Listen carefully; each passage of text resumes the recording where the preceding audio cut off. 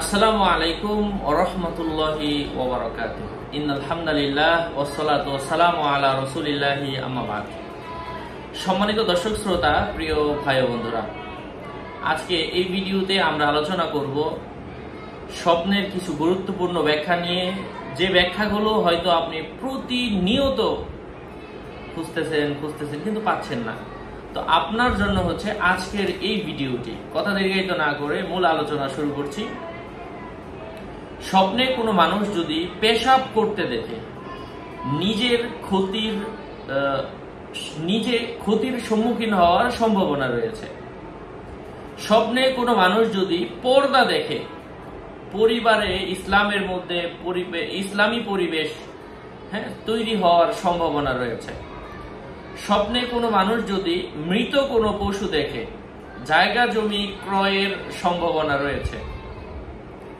পাখি বিক্রি করতে দেখার অর্থ হচ্ছে অবৈধ ব্যবসায় জড়িত হওয়ার সম্ভাবনা রয়েছে। স্বপ্নে কোনো মানুষ পান খেতে দেখার অর্থ হচ্ছে তার মনোবাসনা পূরণ হওয়ার সম্ভাবনা রয়েছে।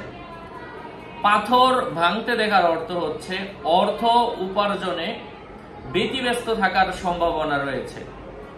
স্বপ্নে কোনো মানুষ যদি পানি দিয়ে রাস্তাঘাট আবদ্ধ হতে দেখে, কারাভোগের আলামত।